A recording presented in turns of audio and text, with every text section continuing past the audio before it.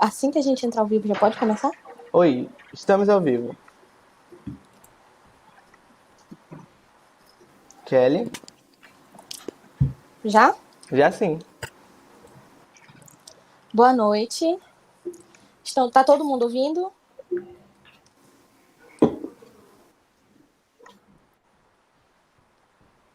Bruno, tá tudo ok no chat? Tá todo mundo ouvindo?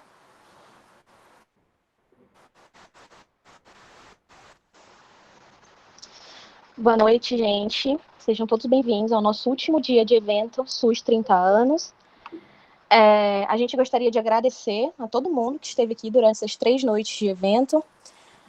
Gostaríamos de agradecer a todo mundo que nos ajudou, compartilhou. Gostaríamos de agradecer especialmente ao Dr. Henrique Vogado, que está aqui hoje para a nossa palestra. O Dr. Henrique Vogado é farmacêutico egresso da Universidade Federal do Pará, conselheiro do Conselho Regional de Farmácia do Pará, conselheiro municipal de saúde de Belém, professor de ética, legislação e assistência farmacêutica em graduação e pós-graduação, farmacêutico da SESMA, diretor de assistência farmacêutica da CESPA. Dando início, eu gostaria de cumprimentar o Dr. Henrique Vogado, o Bruno, nosso convidado de hoje. Bom, para iniciarmos, é importante pontuar que a assistência farmacêutica engloba um conjunto de ações voltados à promoção, à proteção da saúde individual e coletiva. Então, eu gostaria de passar a palavra ao Dr. Henrique Vogado para a nossa palestra de hoje. Boa noite. Em nome da Kelly, eu cumprimento aí todos os organizadores do evento e aproveito para agradecer o convite, apesar de estarmos aqui de maneira digital, à distância, né?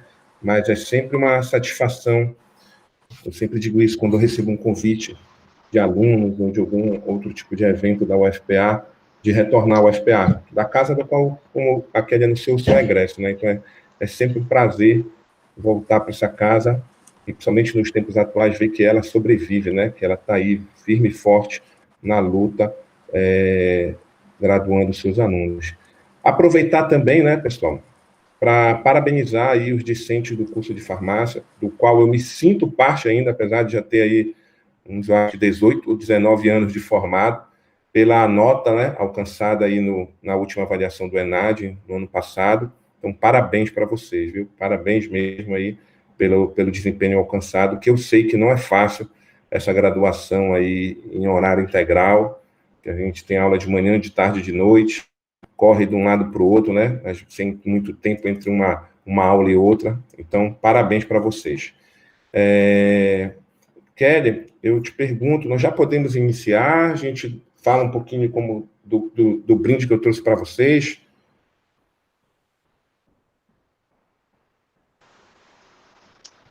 Doutor, Kelly? A gente pode iniciar a palestra. Assim que o senhor quiser, a gente já pode iniciar. Tá. Não, a questão do sorteio, né? Que era para o pessoal tá ciente de como vai ser a mecânica, mas tudo bem. Como a Kelly já fez aí um preâmbulo, né, sobre assistência farmacêutica no SUS, então é um tema, ao mesmo tempo, complexo, mas que eu, particularmente, eu gosto de falar, e depois, ao longo dessa caminhada, com o tempo, com a experiência, a gente vai ganhando propriedade para vivenciar essa assistência farmacêutica no SUS. Então, hoje, para mim, é uma grande satisfação, nos últimos 8 anos, eu estar diretamente relacionado no contexto da assistência farmacêutica no SUS. Hoje, como a Kelly falou, eu sou um farmacêutico da SESMA, no qual sou concursado, fico lotado na UPA ali da Sacramento, numa unidade de pronto atendimento, né, atuando na urgência e emergência, no SUS. Tenho também hoje, estou à frente da assistência farmacêutica do Estado, na gestão, atuando em gestão do SUS. Estive durante 8 anos no Ministério da Saúde, na condição de consultor da assistência farmacêutica, onde? No SUS. Então, é um prazer vivenciar nas 3 esferas de gestão, na esfera municipal, estadual e federal, essa experiência de SUS. E eu quero compartilhar um pouquinho hoje com vocês, se assim me permitirem, né? Aqui, a ideia é provocá-los. Quem é um farmacêutico no SUS? Você, estudante, farmacêutico, que está aí online acompanhando, Como é que você se enxerga, eventualmente, no futuro, trabalhando no SUS? Será que a nossa função é só na farmácia, lá na dispensação do medicamento? Será que tem outras possibilidades para nós atuarmos no SUS? Eu já adianto para vocês. Sim, temos. Nos últimos 2 dias, eu não tive a oportunidade de acompanhar as palestras, mas pelos títulos anunciados e pelos palestrantes, eu tenho certeza que vocês tiveram aí momentos muito firmes e fortes falando da importância do SUS, do que é esse sistema e de toda a luta que temos aí pela frente, né, para fazer esse sistema sobreviver. E nós, como farmacêuticos, estamos diretamente relacionados nisso. Não é um mundo à parte do farmacêutico. O farmacêutico faz parte dessa luta, faz parte da manutenção desse sistema, tanto na condição de trabalhador do SUS, como também na condição de cada um de nós, como cidadãos, que somos usuários SUS, né? Eu acho que todos nós já temos esse pleno conhecimento que cada um de nós é um usuário SUS. Você ganhou na Mega Sena acumulada 120 milhões de reais.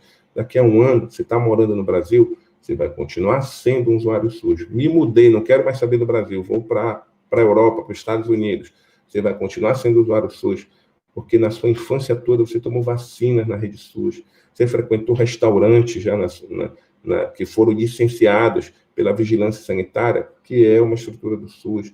Você viajou de avião, que tem aquele aeroporto, ele tem uma licença sanitária que é emitida por quem? Pelo SUS. Então, às vezes a gente confunde e pensa que o SUS é só urgência e emergência, é só aquele pronto-socorro que está lotado, às vezes paciente no chão, que não tem a estrutura adequada para recebê-los. E não, o SUS é muito mais complexo. E dentro dessa complexidade, o farmacêutico também está inserido em todas as instâncias. Não se limita apenas à dispensação e à orientação, à própria farmácia clínica. Não, nós atuamos também na gestão, nós atuamos nas instâncias de planejamento, nós atuamos nas instâncias de controle e, obviamente, nas instâncias de execução. Então, eu peço que a cada momento nessa apresentação, cada um de vocês faça uma reflexão no que estiver sendo dito e discutido, vocês tentando enxergar o farmacêutico nessa rotina. Como a Kelly me anunciou, né, professor de ética e legislação. Então, é estranho, mas tem gente que gosta de legislação, eu sou um desses. Então, eu vou tentar trazer o contexto da assistência farmacêutica no SUS, relacionado muito a essa parte regulatória, né, de como ela é estabelecida, mas não nessa parte nua e crua do regulatório, que eu sei que é chato. Então, eu tento sempre trazer para um olhar mais prático, mais do dia a dia, do cotidiano farmacêutico. Então, com esse olhar, eu compartilho com vocês que cada um tente se enxergar nessa rotina SUS, ok? Antes de entrar na assistência farmacêutica em si, vamos lá, algo muito maior que provavelmente vocês ouviram falar nesses 2 dias, mas eu tenho que recordar, que é o artigo 196 da nossa Constituição Federal, que é um deles que trata da questão do direito de cada um de nós à saúde, né? Então, a saúde é um direito de todos, é um dever do Estado.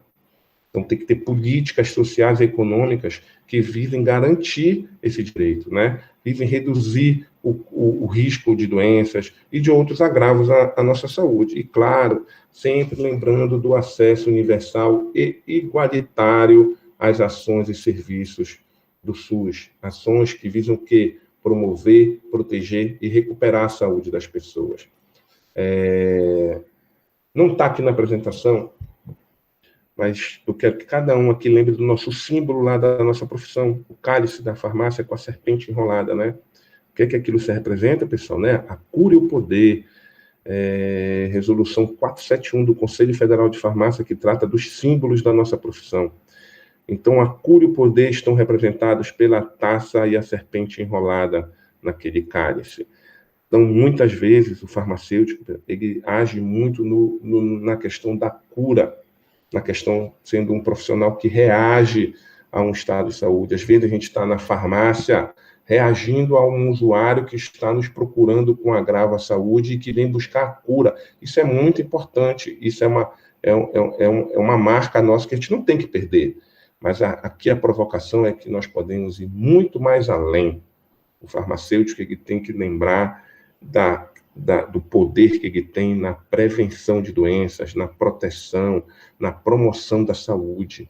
Nós somos profissionais da saúde, é isso que esse próximo slide traz.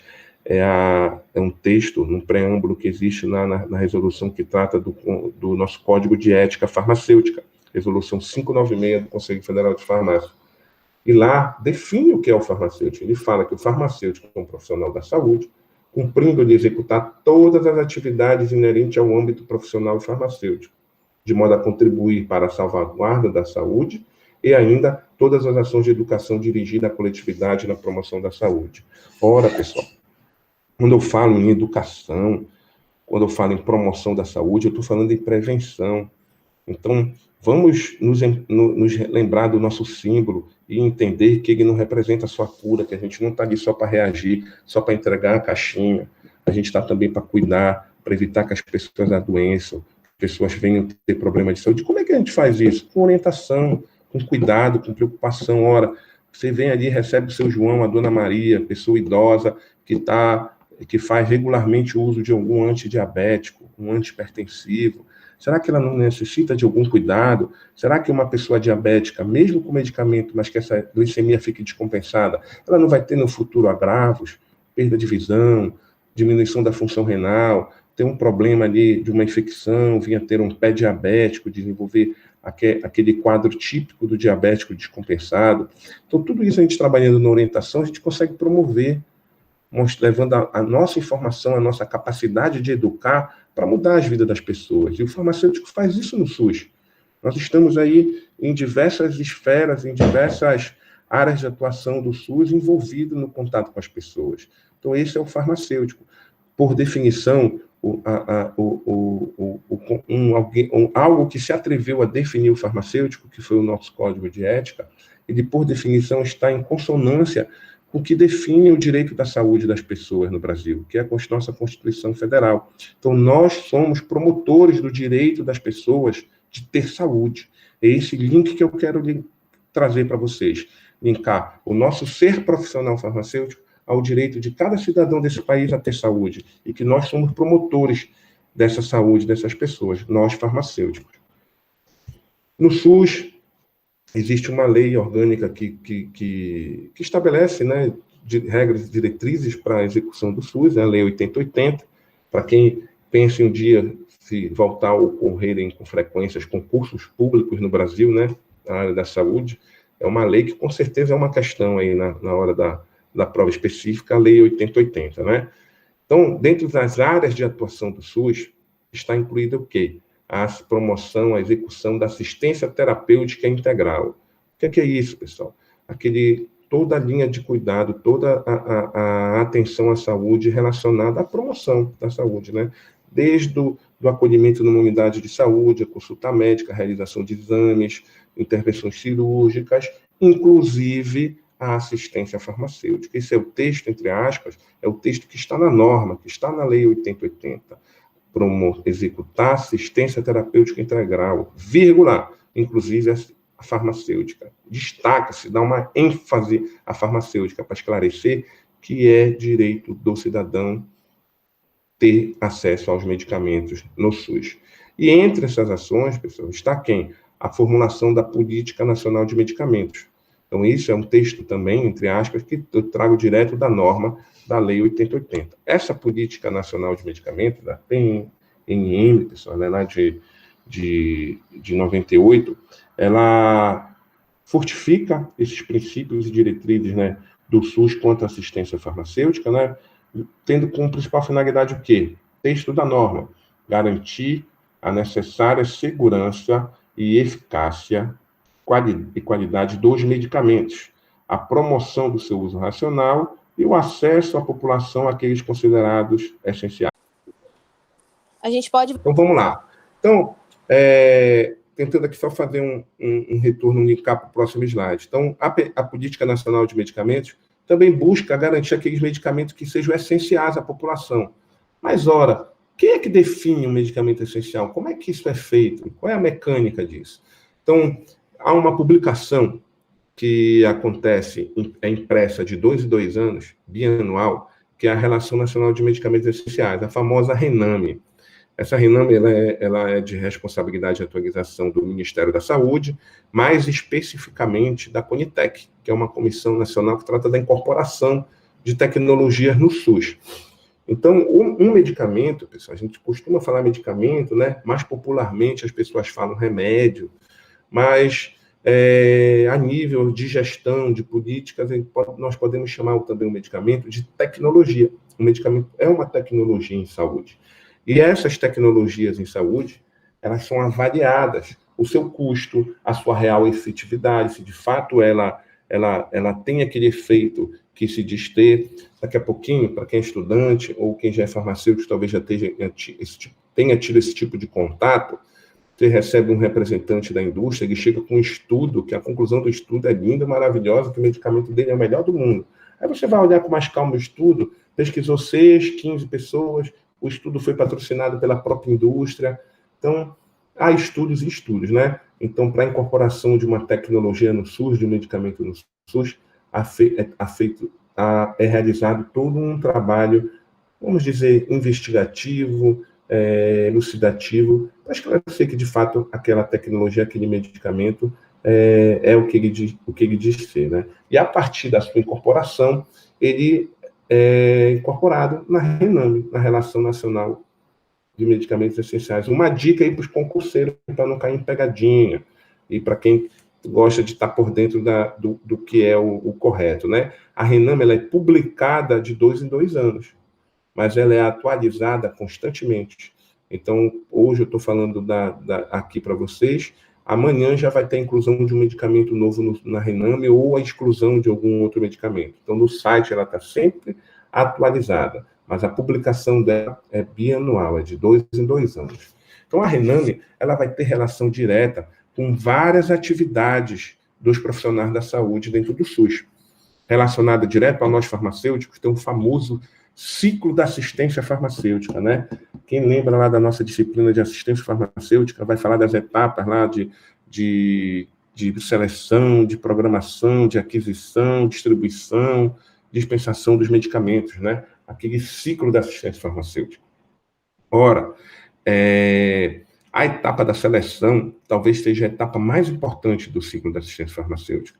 É quando eu vou definir os medicamentos que eu irei trabalhar. E são diversos os fatores que vão me levar a selecionar esses medicamentos. Mas, obviamente, se eu estou no contexto do SUS, eles têm que estar preconizados na RENAME. Eu não vou conseguir, a nível de SUS, padronizar um medicamento que não seja estabelecido na RENAME. Professor, mas uma pessoa pode usar um medicamento no SUS que não seja incorporado, que não seja padrão? Pode, mas aí já é um outro tipo de acesso ao medicamento, provavelmente via demanda judicial, que é um ponto que não é o objeto da nossa palestra, mas tem relação com o nosso cotidiano farmacêutico no SUS, que é a judicialização da saúde.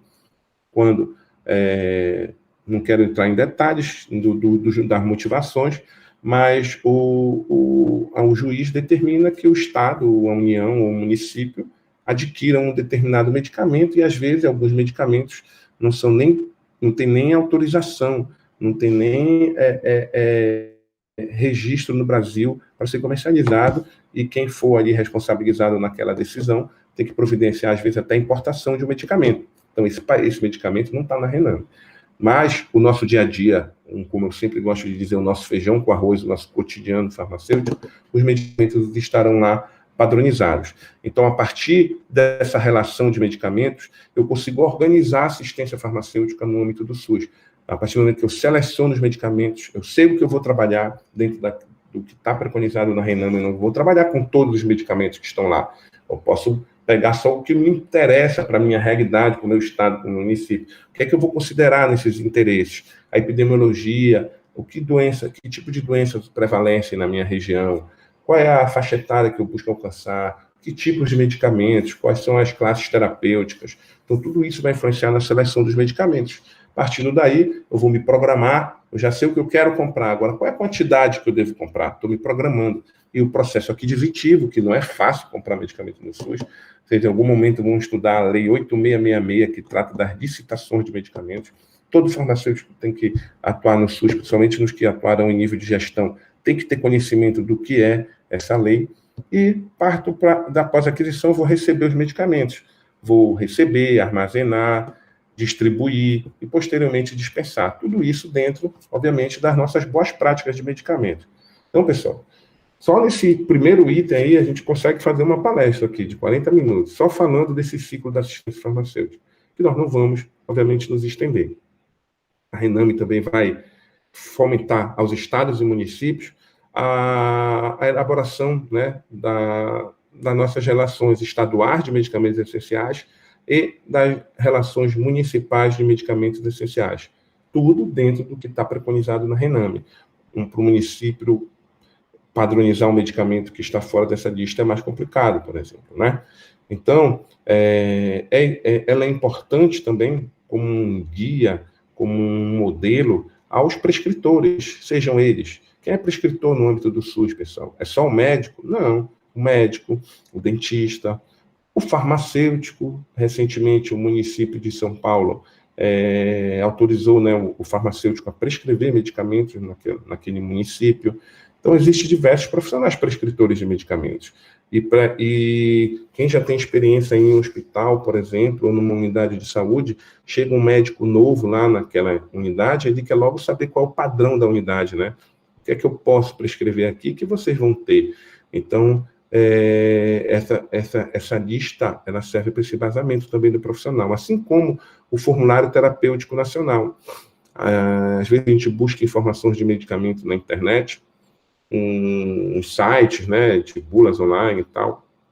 Quero algo mais relacionado ao contexto do SUS, busque o Formulário Terapêutico Nacional, o FTN. Ele traz várias informações sobre o medicamento. Então, um profissional da saúde com acesso a ele vai ter uma fonte fidedigna de informações que ele possa utilizar ali para elaborar a sua prescrição do medicamento.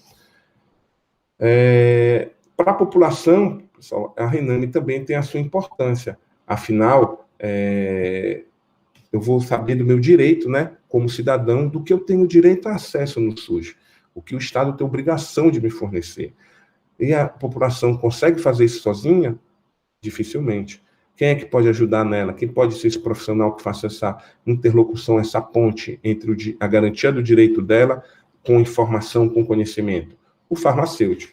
Então, mais uma fonte de informação, um laço de entrelaçamento nosso com a população. A informação quanto aos medicamentos que, de fato, elas têm direito e a orientação de como consegui-los.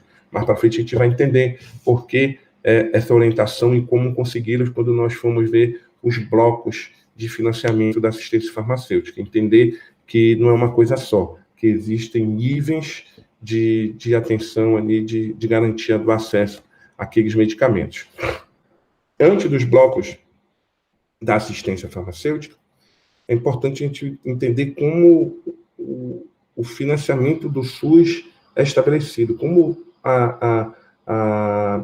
o acesso aos recursos se divide. Ele se divide por blocos, divididos na atenção básica, de média e alta complexidade, vigilância em saúde, assistência farmacêutica e gestão do SUS. O que é isso, advogado?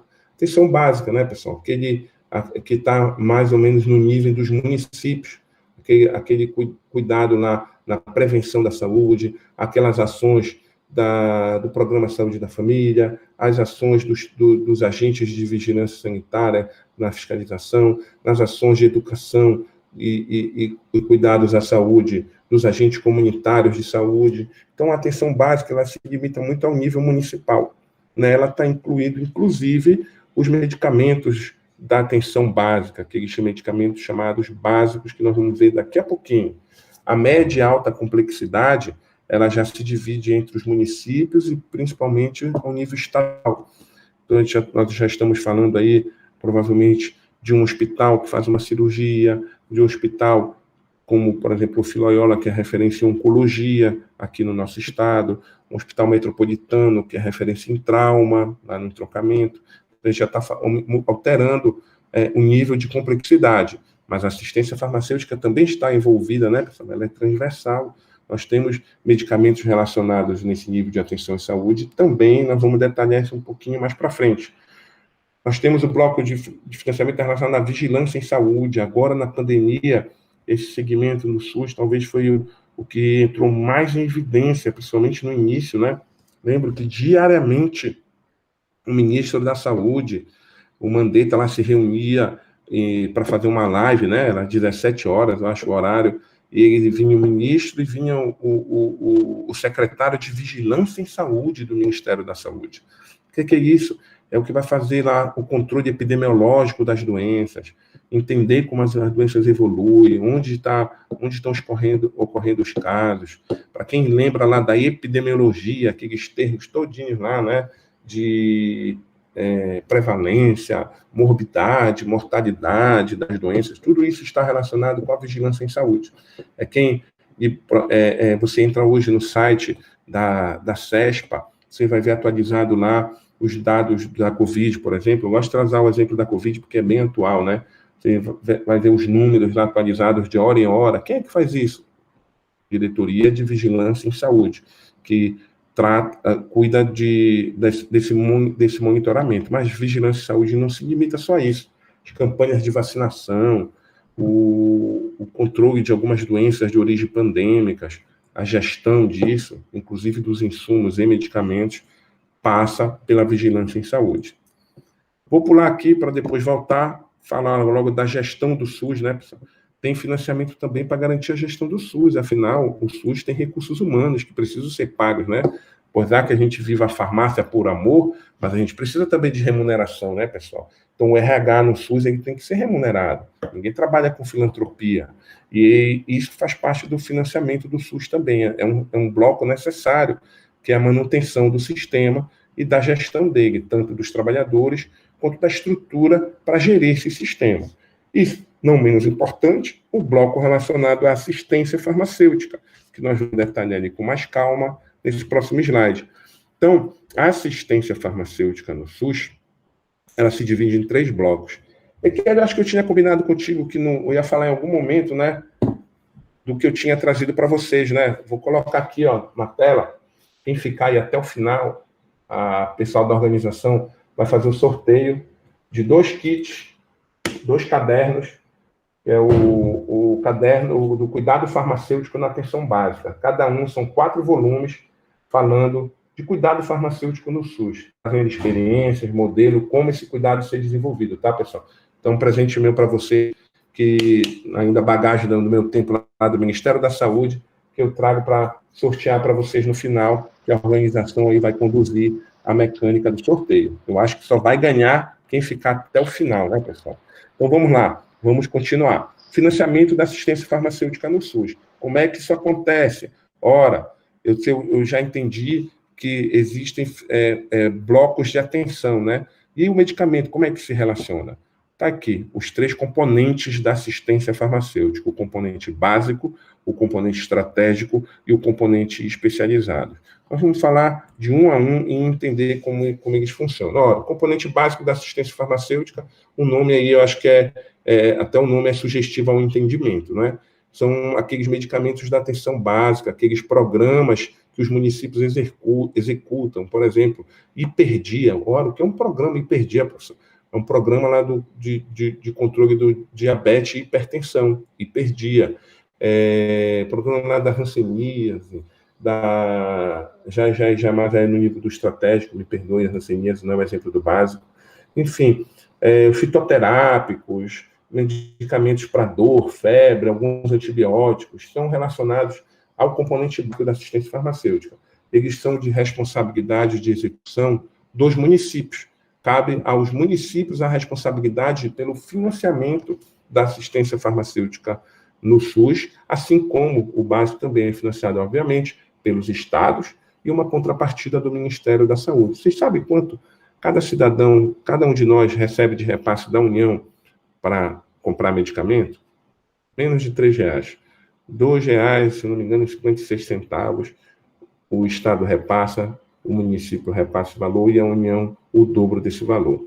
Então, é o valor que anualmente os municípios recebem por cada cidadão para fazer a aquisição de medicamentos. E é muito dinheiro, pessoal. É muito dinheiro, considerando principalmente que os medicamentos da atenção básica são medicamentos baratos. Estou falando de medicamentos que às vezes custam 1 centavo, um comprimido. Então, esses medicamentos cabem à execução aos municípios. Eles são os medicamentos da atenção básica. Para quem se identifica mais, né, com as práticas integrativas e complementares, ela também, dentro do SUS, elas também têm uma relação grande com esse componente, afinal, os fitoterápicos, os medicamentos homeopáticos, eles estão relacionados ao componente básico da assistência farmacêutica. Aqui alguns exemplos, tá? Que eu peguei da própria Rename, tirei um print da tela e coloquei aqui para vocês. Então, nós vemos aqui como o anexo da Rename é desenhado, é dessa forma aqui. Então, temos aqui na frente, no mouse aqui, ó, o fenobarbital, que é um anticonvulsivante, né, pessoal? Aí tem as apresentações que ele tem aqui, ó, comprimido, injetável, solução oral, o fluconazol lá, um antimicótico, né, também usado para outros tipos de patologia, traz as apresentações dele, enfim. Então, aí, alguns exemplos de medicamentos, acho que aqui tem um antibiótico, aqui, a eritromicina, as suas apresentações. Então, isso é o que é padronizado na Rename. Não consigo inventar um medicamento e dizer que eu vou comprar. Não, tem que ter um padrão, tem que estar estabelecido. O componente estratégico da assistência farmacêutica. Como é esse aí? Quem é esse bloco de financiamento da assistência farmacêutica? Existem algumas doenças que elas têm um caráter pandêmico. Então, são doenças que atingem o Brasil de ponta a ponta e até um continente inteiro. Então, estou falando aqui de hanseníase, de tuberculose, de doenças que o Estado, se ele não largar a mão do controle, a doença volta a acontecer no Brasil. Até pouco tempo atrás, nós já tínhamos erradicado o sarampo do Brasil, né, pessoal? Agora ele voltou. Nós já temos casos de sarampo, inclusive, aqui no Pará. Então, a gente está sempre as ações de vigilância em saúde, em consonância com a oferta dos medicamentos, para tratar, prevenir e recuperar a saúde das pessoas, né? Então, essas doenças com maior importância epidemiológica, elas estão relacionadas ao componente estratégico da assistência farmacêutica. Daqui a pouquinho, o próximo componente é o componente especializado da assistência farmacêutica, a gente vai entender o que é. Recentemente, um grupo de medicamentos que estavam relacionados ao tratamento da hepatite mudaram de bloco de financiamento, saíram do componente especializado e vieram para o componente estratégico da assistência farmacêutica. Por quê? Hepatite é uma doença de relevância nacional também, né? E o controle dela é importante, por isso vem-se para esse componente estratégico da assistência farmacêutica. Alguns exemplos aqui, olha, pessoal, de medicamento e a patologia aqui, ó, dos documentos que estão relacionados com ele, a dolfazimina, por exemplo, relacionada à hanseníase, a bupropiona, ao tabagismo. Então, a bupropiona, vejam, na Rename, ela é padronizada para o uso do tabagismo. Então, o protocolo que existe por meio dessa portaria é para ajudar a pessoa a parar de fumar, usar o medicamento para ela perder aquele ímpeto por fumar. Mas a gente sabe que a bupropiona também é utilizada para ajudar, por exemplo, no emagrecimento, né? Mas vejam, no SUS ela é padronizada apenas para o tabagismo. Então, esse é um ponto que a Rename nos norteia, nos auxilia, que no nível do SUS eu só posso usar a bupropiona para o quê? Combate ao tabagismo, para a pessoa parar de fumar. Eu não posso usar a bupropiona no SUS para emagrecer. Então, isso é um ponto importante que a Rename também nos ajuda a entender o que é aquele padrão SUS e para que tipo de patologia aquele medicamento é padronizado. Por fim, o componente especializado da assistência farmacêutica, né, pessoal? Aqui nós estamos falando de linhas de cuidado, o que é isso? De medicamentos, que às vezes o custo são elevadíssimos. Temos aqui patologias que 6 meses de tratamento custam R$1,5 milhão de reais. São medicamentos muito caros. Uma ampola de um medicamento chamado, por exemplo, no Sinersena, custa R$250 mil. Tratamento lá com 4 ampolas, R$1 milhão. Então, aqui, às vezes, tem alguns medicamentos, o preço deles são muito caros. São medicamentos que, obviamente, né, é uma discussão que não é objeto da nossa palestra, mas para chegar num preço desse, eu acho que fica para quem ainda não entendeu como funciona a indústria farmacêutica, é um medicamento que é exclusivo, que está sob patente, que só aquela indústria detém a propriedade do uso dele, né? Então ela bota o preço para justificar o custo com pesquisa, com investimento e tudo mais, lá em cima, e muitas vezes o Estado compra para garantir o cuidado e o tratamento das pessoas, né? Esse componente ele busca promover a oferta integral do tratamento, né? Todas as linhas de cuidado. O que é isso, advogado? Linha de cuidado. Imagina, você tem muita dor nas articulações, sua mãe, seu pai, ou você mesmo, muita dor nas articulações, vai numa unidade básica de saúde, o médico prescreve ali paracetamol, você toma ali alguns dias, a dor não melhora, você retorna, ele faz alguns outros exames, encaminha para o especialista, você faz outros exames, o médico chega na conclusão que você tem artrite reumatoide, então você já saiu da primeira linha de cuidado na atenção básica do paracetamol, ele já vai passar para o uso de um corticoide, uma segunda linha de cuidado, já talvez entrando no medicamento com valor um pouquinho maior, faz o tratamento, não melhora, ele vem entrar numa última linha de cuidado, num TNF lá, um inibidor da necrotumoral, um adalimumab da vida, para tratar uma artrite reumatoide que você foi diagnosticado. Então, as linhas de cuidado que vêm elevando, e isso tem relação também com o preço. Por isso, o aporte desses medicamentos de acordo com os seus componentes. Se a gente fosse detalhar aqui o componente especializado da assistência farmacêutica, nós iremos entender os grupos de financiamento da assistência farmacêutica, o que é a responsabilidade dentro do CEAF, o componente especializado da assistência farmacêutica, o que é a responsabilidade do Estado, o que é a responsabilidade do Ministério da Saúde quanto ao fornecimento desses medicamentos. Mas a gente não vai entrar nesse detalhamento. O que é importante a gente entender que, para ter acesso ao componente especializado da assistência farmacêutica, o médico assistente daquele usuário tem que atentar aos critérios estabelecidos no PCDT, no protocolo clínico e diretriz terapêutica. O que o PCDT estabelece para o diagnóstico daquela patologia. Então, o paciente terá que apresentar receita do médico, suas documentações e alguns exames que o protocolo exige, que comprovem que, de fato, o usuário tem aquela patologia. Então, apesar de parecer um processo burocrático, pessoal, mas foi uma forma muito inteligente de garantir o acesso das pessoas a todas as pessoas que, de fato, necessitam dos medicamentos, porque assim consegue promover o uso racional do medicamento por meio do protocolo que estabelece as regras de acesso àqueles medicamentos, garantindo assim o tratamento ao máximo de pessoas possíveis. É perfeito? Não, pode evoluir, e isso é uma coisa que nós, como profissionais, podemos sempre estar buscando a evolução desses mecanismos para garantir o acesso ao maior número de pessoas desses medicamentos. Então, aqui alguns exemplos de alguns medicamentos.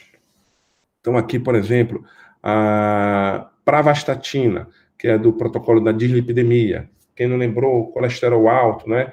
Então, a pessoa tomou assim bastantina e não resolveu.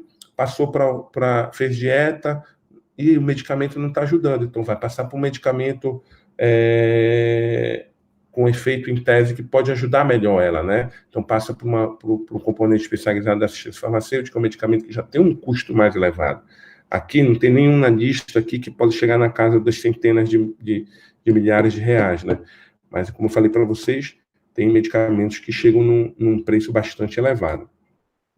Enfim, pessoal, chegando aqui próximo ao final, então, dentro desse contexto de assistência farmacêutica, de rotina de trabalho, quais seriam os desafios nossos para os farmacêuticos e para as nossas farmacêuticas dentro do SUS, né? Primeiro, acho que o desafio, pessoal, acho que nesses últimos 3 dias vocês devem ter ouvido bastante isso, o desafio talvez seja fazer esse SUS viver, né?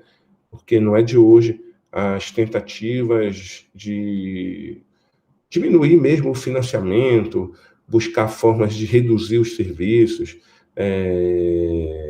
suprimir o SUS. E agora a pandemia demonstrou a necessidade de investir cada vez mais nesse sistema.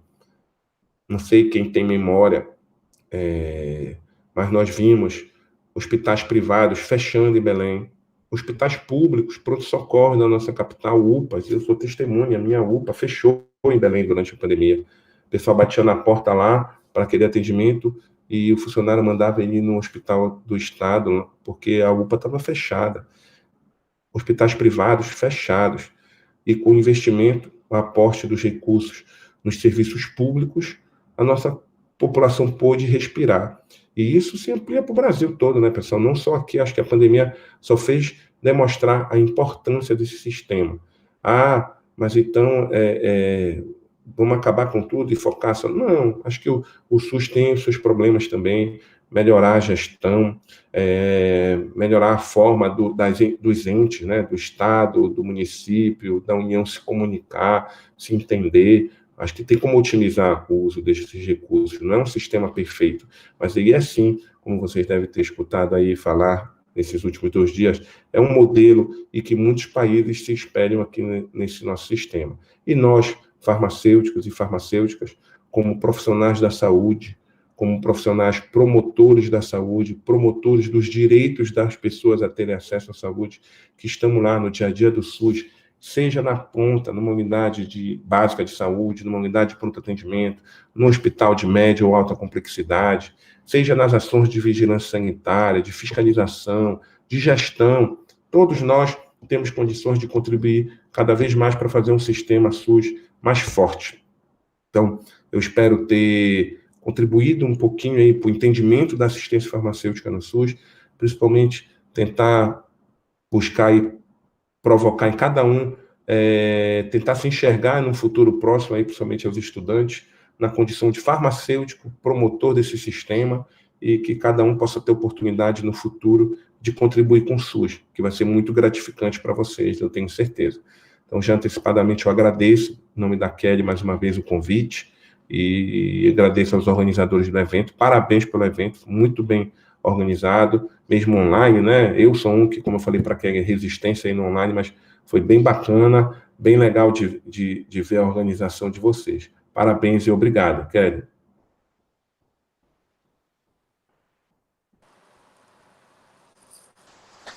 Obrigada, doutor. A gente que agradece. E a gente abriu o chat para perguntas e recebemos algumas perguntas agora. Você poderia responder algumas delas? Claro. Então, vamos lá. A Emily Galvão. Oi.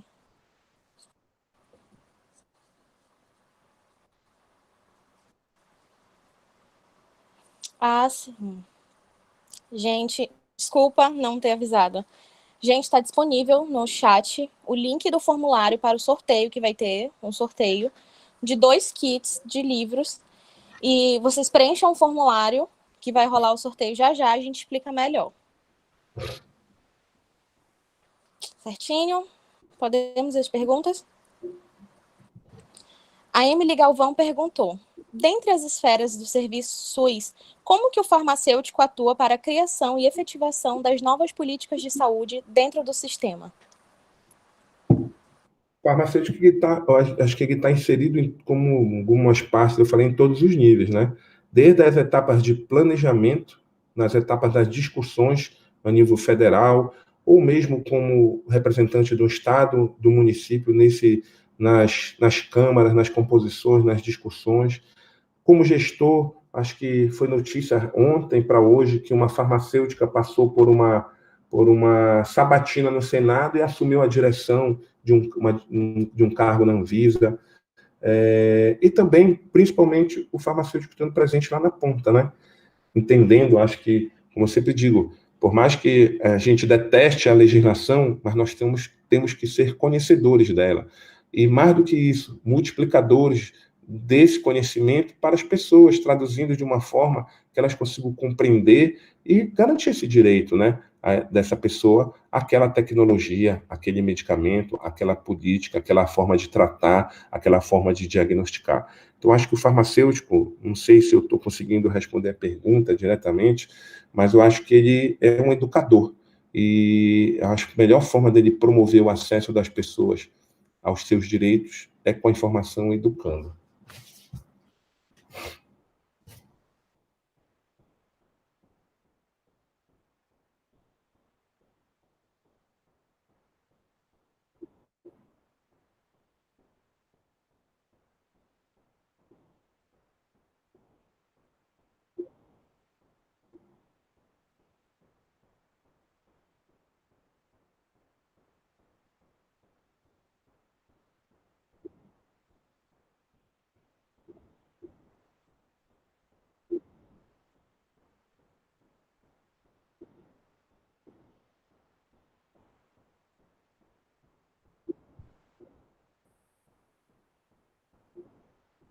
Eu vou pedir licença para vocês para eu dar uma opinião mais forte nesse ponto. Eu vou explicar o porquê.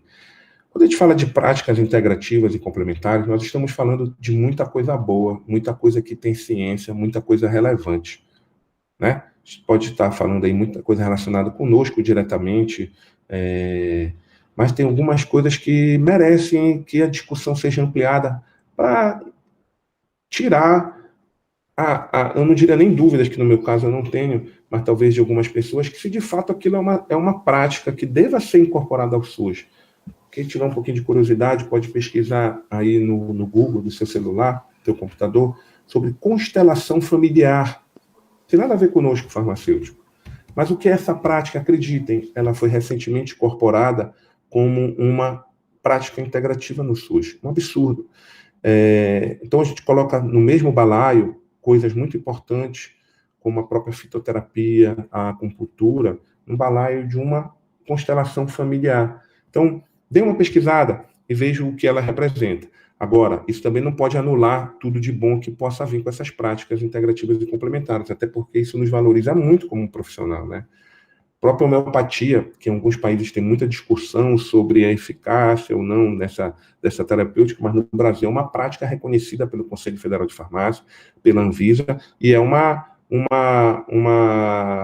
prática integrativa e complementar do SUS. Então tem muita coisa ainda para ser desenvolvida, mas aproveitando o link aí que eu acho que no início da pergunta sobre medicação, né? Mas existe, a gente sabe, uma cultura muito forte pelo medicamento no Brasil, né?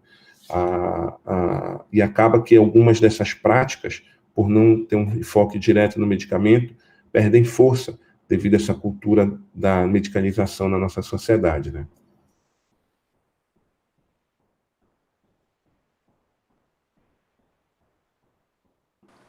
Bruno? Obrigada, doutor. A gente tem uma próxima pergunta, que é do Davi Moura. O Davi perguntou: os concursos para farmacêutico no SUS são comuns ou ainda são muito poucos? Olha, Davi, eu acho que eu até brinquei alguma parte da minha palestra sobre concursos, né? Eu fiz um concurso recentemente, o último que foi da Prefeitura de Belém. Eu nunca tinha feito concursos públicos.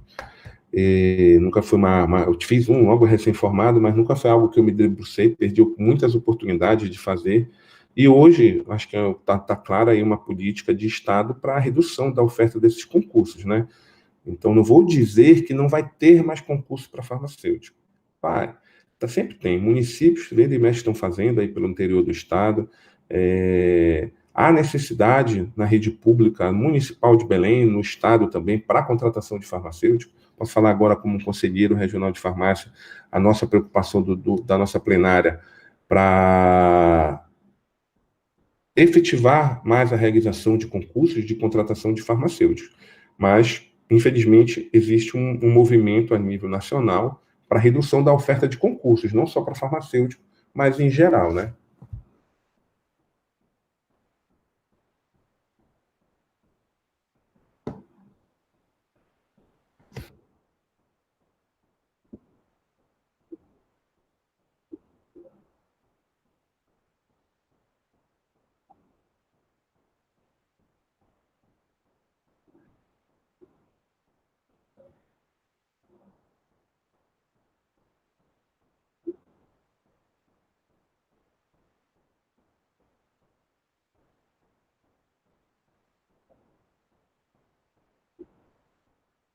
Certo.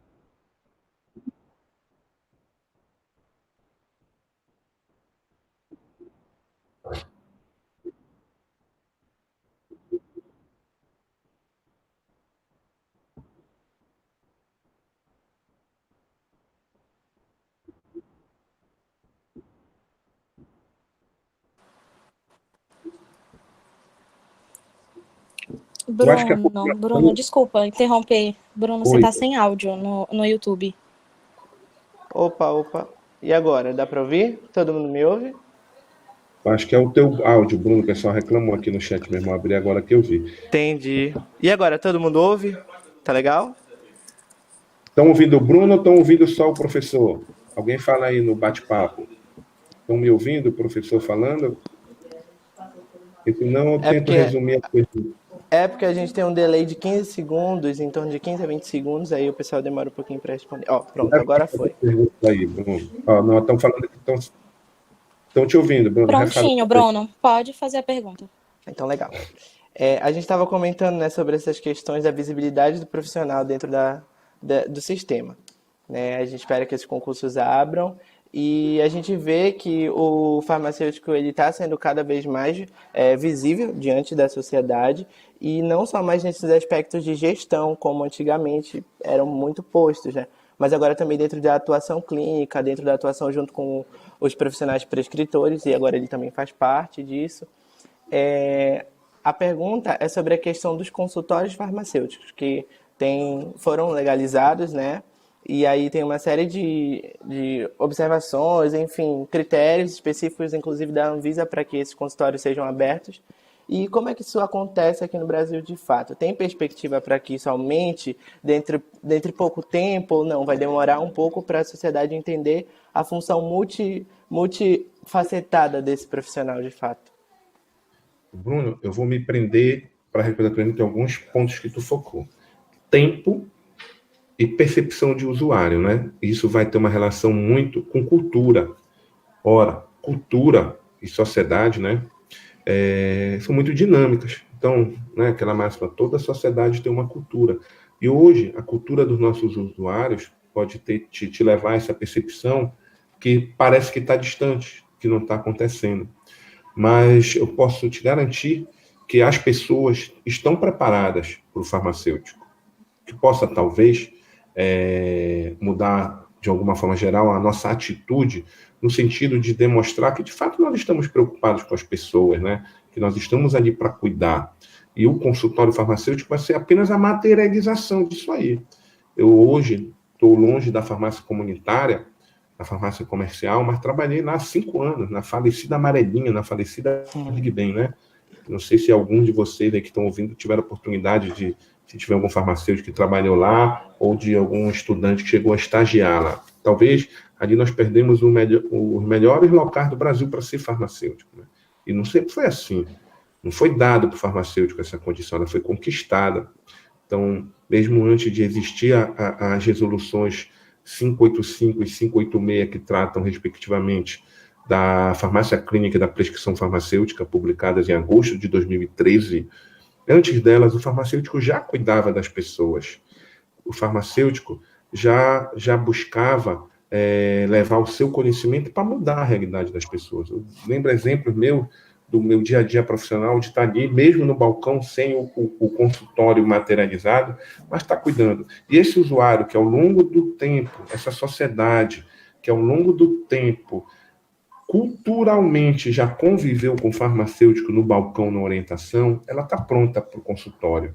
Só que talvez isso não depende só do farmacêutico e da sociedade, né? Existem outros atores envolvidos. O regulatório, para se construir um consultório, para se adequar um consultório dentro de uma farmácia. Os nossos empregadores, né? Entenderem que aquilo ali é uma forma dele também ter um lucro, fidelizar clientes. Então, não é fácil consolidar e materializar isso, mas eu acho que, para encerrar, eu acho que cabe a cada um de nós, como farmacêuticos, fazer isso mudar e fazer isso se materializar. Tirar as palavras das resoluções, tirar os nossos direitos como farmacêutico das resoluções e colocá-los no papel e fazer eles virarem realidade. Que farmacêutico valorizado, farmacêutico trabalhando, o maior beneficiário é o usuário do medicamento. Então, acho que a materialização do consultório é uma forma do usuário do medicamento, do paciente, ser valorizado.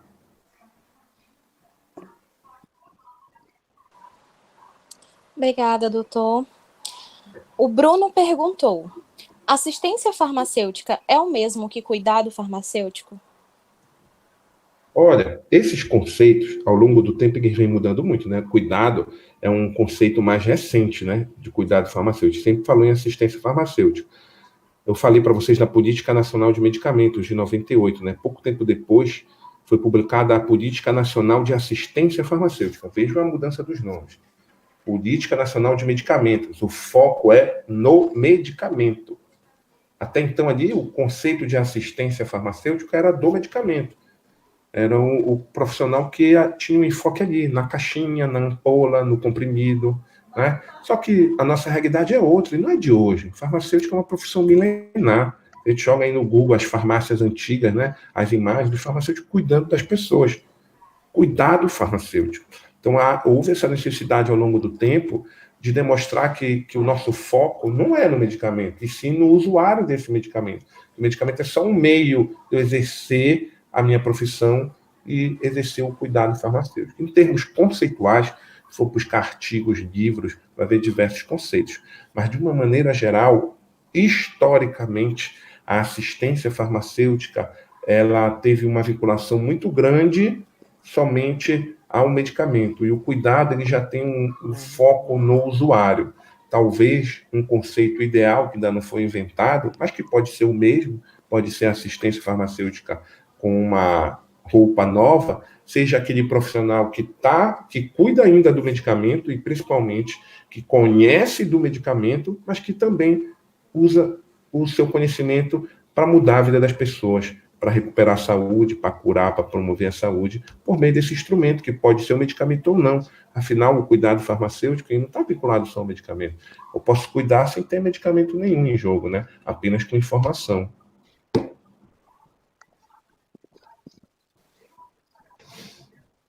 É isso aí. Muito obrigado, professor, pelas suas respostas. A gente tem mais uma última aqui, que é perguntando sobre a equipe multidisciplinar, né? Como o farmacêutico ele está dentro dessa equipe, atuando junto com... Acredito que seja com a farmácia clínica, né, nesses aspectos. Certo. A questão da equipe multidisciplinar, acho que eu posso pegar um exemplo onde ela é mais comum, no nível hospitalar, por exemplo, né? Então, dentro de um hospital, o farmacêutico vai compor ali a comissão de farmácia terapêutica, onde tem membros da direção do hospital, membros do corpo clínico do hospital, membros da comissão de controle da infecção hospitalar, membros do serviço de enfermagem, membros da farmácia, tanto da parte logística quanto da parte clínica. Então, veja, olha essa equipe, né? Bem robusta. Então, eu estou dando o exemplo do hospital, mas pode ser também no nível de gestão pública ou numa unidade menor de saúde. O farmacêutico vai estar sempre interagindo com outros profissionais. Às vezes, o farmacêutico ele tenta fugir dessa interação. É péssimo isso. A gente só se isola e não mostra para aqueles atores, para aquela sociedade ali, a nossa importância também como profissional. Então, é direito do farmacêutico, está no nosso código de ética, lembre-se sempre disso. Às vezes a gente tem uma resistência a entender, a gostar desse código, né, a entender ele, mas é um direito do farmacêutico interagir com outros profissionais. Ninguém tira isso da gente. Lembre-se sempre disso. Quem diz o que o farmacêutico pode e não pode fazer não é o teu empregador. Quem diz o que é um ato profissional do farmacêutico são as resoluções dos nossos conselhos de classe. E lá o código de ética é bem claro. É direito nosso interagir com outros profissionais. Então, a nossa presença nas equipes multidisciplinares, ela é real. Ela é condição para o exercício da nossa profissão. Muito obrigada, doutor. Muito obrigada por ter respondido as perguntas que foram feitas. A gente agradece. E agora, para encerrar, eu queria chamar a presidente do CALF para dar uma palavra com a gente, para agradecer, Lana Zorá.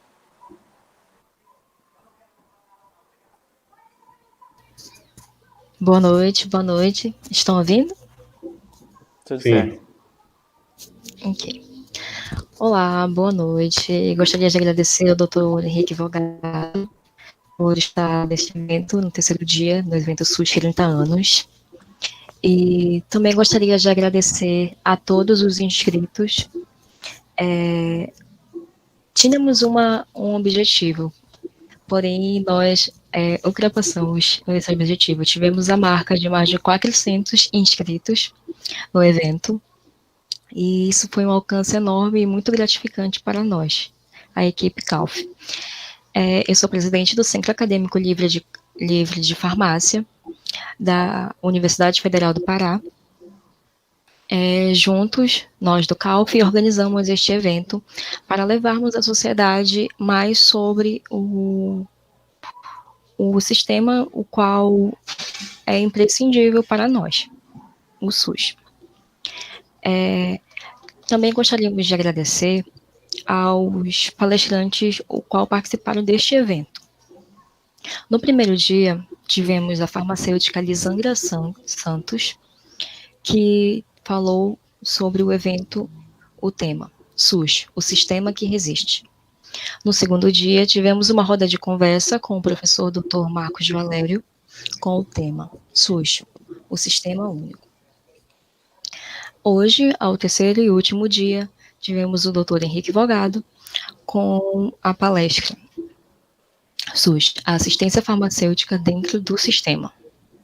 Bem, eu gostaria de agradecer a todos que estão até esse momento acompanhando a live e também gostaria de que agora vamos fazer o sorteio. Então, todas as pessoas, para participarem do sorteio, têm que estar online, tá? E preencher o formulário. Fazer a propaganda aqui. Olha o livro. Serão 2 conjuntos com 4 livros.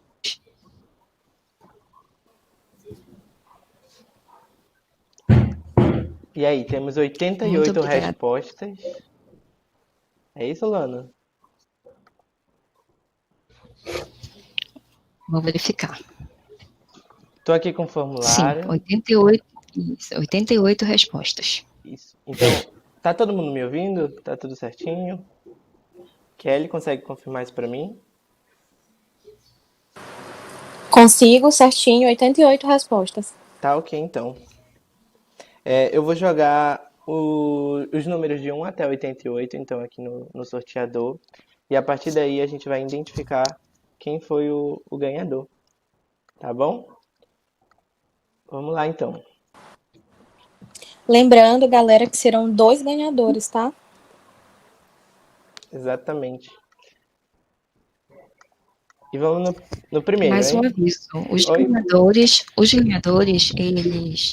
que forem sorteados, deverão entrar em contato no direct do CALF, tá? @CALF_UFPA. Ó, acabou de atualizar aqui, nosso formulário está fechado com 89 respostas, tá ok? Está sendo transmitido também essa tela para todo mundo. E aí a gente vai analisar aqui, ó, nos e-mails, tá bom? Aí conforme a pessoa que, enfim, respondeu, né, a gente vai verificar qual é o número e aí vocês entram em contato com a gente pelo Instagram, por favor, tá bom? Vamos ao primeiro, então, ganhador. Número 22. Então, o número 22 foi um dos ganhadores. Próximo. Tá ok, Kelly? Número 22, anotado? Lana, anotado?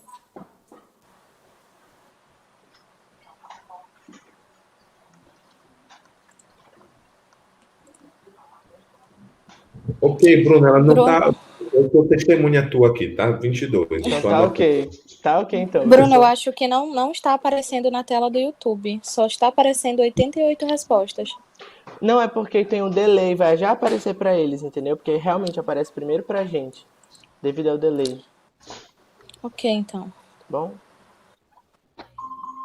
E aí, aqui antes de eu sortear o próximo, eu reforço. Aqui tá a nossa palavra-chave, aqui do lado, na verdade. Tá a nossa palavra-chave, tá bom? Para quem participou, para poder preencher o formulário. Então vamos ao segundo ganhador.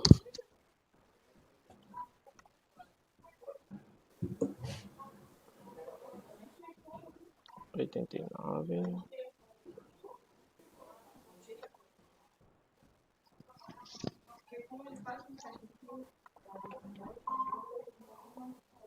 Foi número 75. Então, número 22 e número 75 foram os nossos ganhadores. Eu vou confirmar aqui na nossa planilha quem foram, tá ok? E aí eu já divulgo o nome aqui para vocês.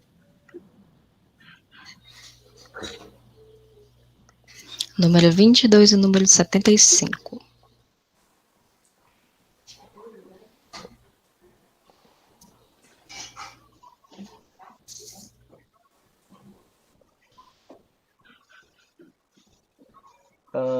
Luandra Loredo Soares, número 22, Luandra Loredo Soares.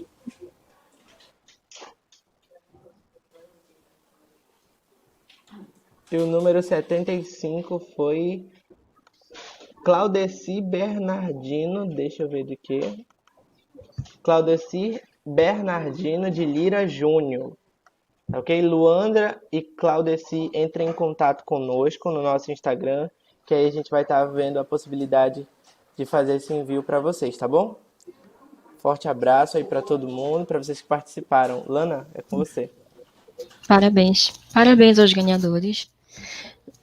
A gente logo vai entrar em contato com vocês, tá?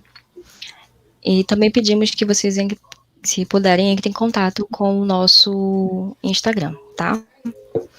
Muito obrigada à presença de todos vocês neste terceiro dia de evento, novamente.